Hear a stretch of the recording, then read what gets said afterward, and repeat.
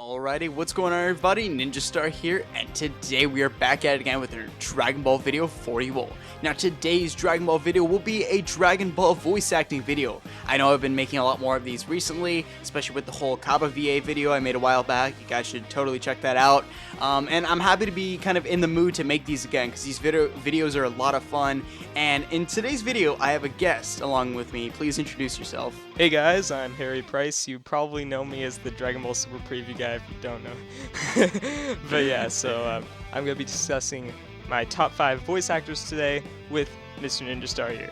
Yeah, so if y'all saw the thumbnail, you read the title, it's the top 5 Japanese voice actors for Dragon Ball, specifically Dragon Ball Super, because that would be a little bit, I feel that's a little bit more modern. It could get a lot more people's input, because like a lot of people, it's been a while since we've seen like the original Dragon Ball or Dragon Ball Z or whatever, so it would be easier to go off of Super, and I think it would be more fresh in everyone's memory. But yeah, before we go any further with Harry giving his top 5 and I'm giving my top 5, because you guys will hear, because even though this video says top 5 best, you could see it's sort of like a top 10, but our choices are kind of similar, so you'll just hear like 2 different perspectives. Before we go any further though, since this is the Japanese voice actors, I don't know if you guys knew about this, because I didn't actually make a video about it, but in case you didn't hear, Hiromi Suru, the Japanese voice actress of Bulma, passed away last year, sometime around October or November, if I'm not mistaken. It was very sad.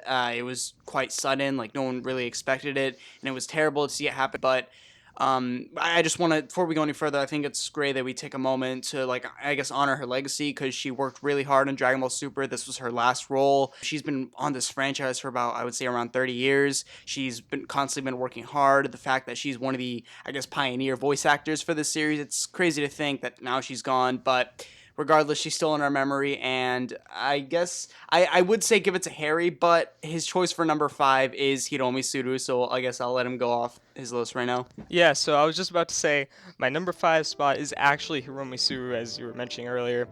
She didn't really have too much in Dragon Ball Super as much as she did in like Dragon Ball and stuff, but she had her moments, and I loved her performance, especially in the Future Trunks arc as Future Bulma, and like, it was kind of sad because she did end up dying, and she had her stuff in the Universal Survival arc. It wasn't that much though, and sadly that's kind of where it ends for her, but overall she was a very good voice actress in my opinion.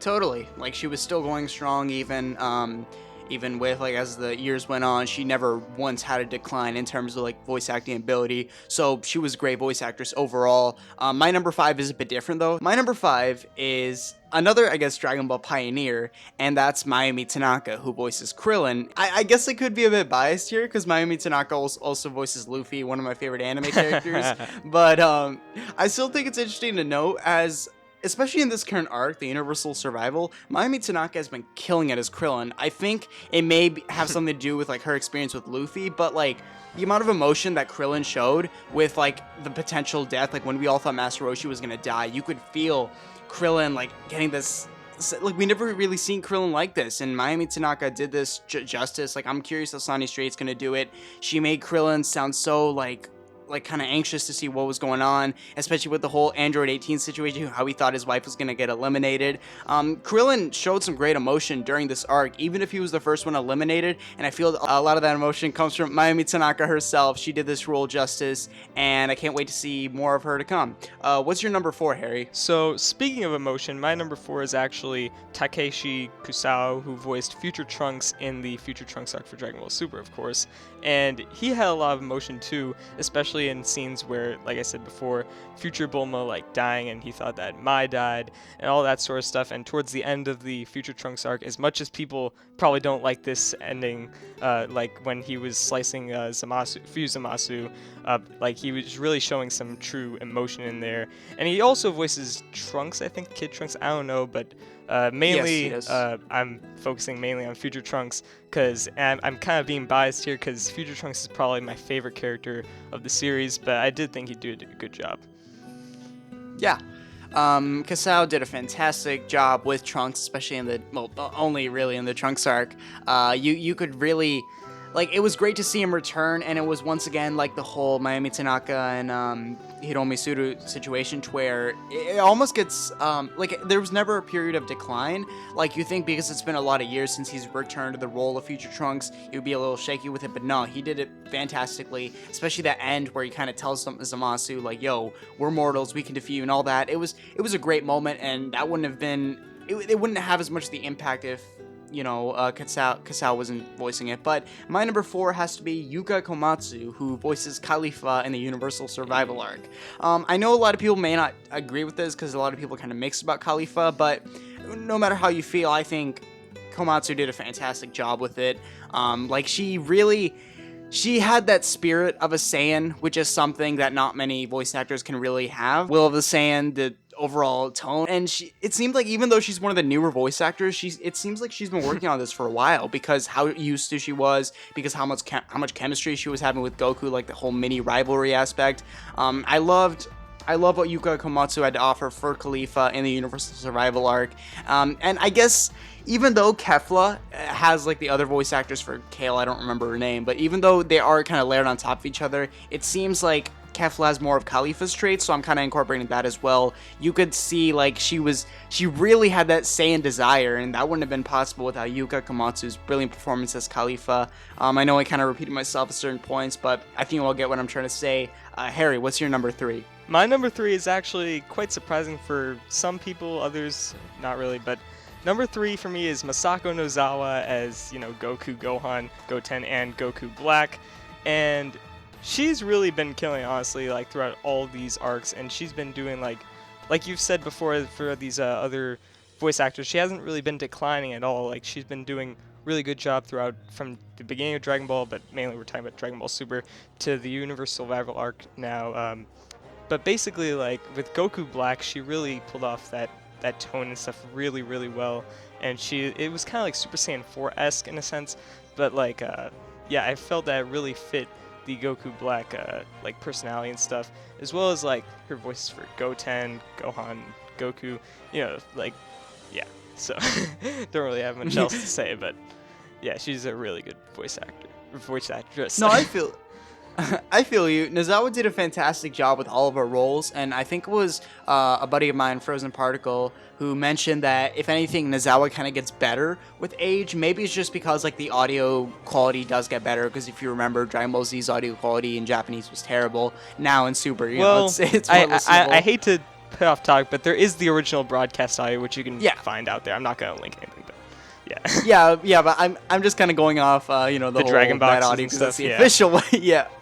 Yeah, but nonetheless, Nozawa, she still does a fantastic job. You can tell she's still in that spirit of Goku, 80 years old, going strong. I have a lot of respect for this woman for the amount of effort she's put in, voicing Kid Goku, voicing Adult, voicing pretty much all of Goku's relatives or anyone related to Goku, in a sense. And I'm gonna give a little bit of a spoiler. Nozawa is on my list, but it's still great to think that she's still great to this day. She has never had a period of decline. She's always day one Goku, I don't know how many. She's been working on this for 30ish years. Yeah, she's crazy. She still does a brilliant job with it. And I guess going off, I think we can kind of summarize that for Nozawa. My number 3. Is Ryusei Nakao, otherwise known as the voice of Japanese Frieza. Ryusei Nakao, he wouldn't have really made this list if it weren't for the Universal Survival arc, because, I mean, he had his moments in Resurrection F. You could kind of associate that with DBZ because, like, the whole movie, but regardless, he's still, even though Resurrection F, I did not like that arc, especially in the anime, like, I feel like Ryusei Nakao made Frieza's performance a lot more enjoyable to see, with that sinister aspect, the fact that even after all these years, he still understands the character really well. And then we get to the Universal Survival arc. You can tell he's having fun with it, you know? It's like ever since this man appeared, you saw like a brilliant encounter with Goku where Nozawa and Nakao, you see them once again kind of having their little quarrel, and they had so much chemistry again. It was great to see. And then you could see in the Universal Survival arc, Nakao's just having way too much fun with it. You can hear the excitement in Frieza's voice every time he laughs, because, you know, this, like, I'm going to play a little clip.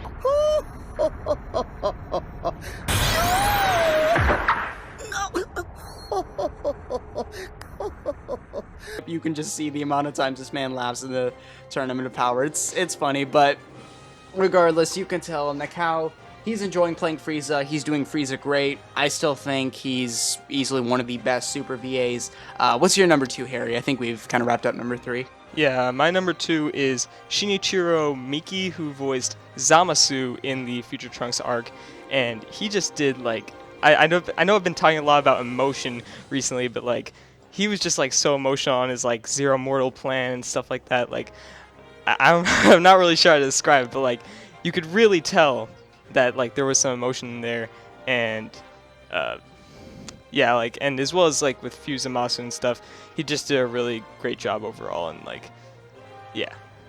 You could really feel the intensity of Shinichiro Miki Zamasu, especially during the whole merge state, and like you could see the development of his character. And as someone who doesn't like Zamasu, shameless plug for my video explaining why I don't like him. Oh my god.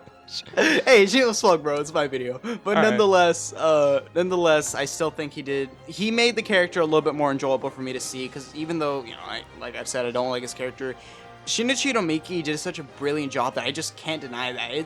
That's what makes me still keep coming back to the Future Trunks arc, like the villain parts, because I may have my issues with it, but I can't deny he's probably one of, if not the best, like new voice from the Future Trunks arc. He made his debut here, and what a great debut. I'm hoping this man can... I know Zamasu won't really become prominent again, but if he can be cast in maybe like another role that has like some equal level of importance as Zamasu, it would be great to see, because I love what this man did. Motion, like his anger, his frustration, all of that was shown greatly with his performance. I even made a whole video. I keep plugging in videos. I'm sorry. You're going to need to link all those videos in the description. Yeah. My number 2 was actually Shinichiro Miki. I already the reason I rambled on about that one a little bit more is because, that was my number 2, so I think we're good there. But now we get on to the one, the only number 1.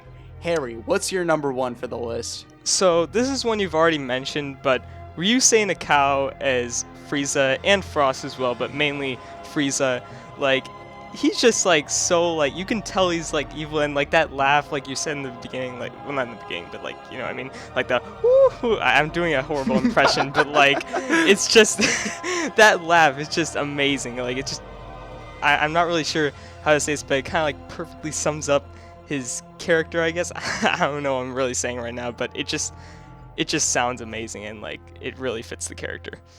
He captures the sadistic side, the menacing, and the kind of fun side. Yeah, and seeing him back in the Universal Survival arc as well, on top of the Resurrection F arc, but you know what happened with that, so... but yeah, so see him there, yeah. Yeah, Frieza's jokes in this arc, bro. But I guess, wait, did you want to add anything? Or? Not really, but he was in the Champa arc as well as Frost, but yeah, that's pretty much it.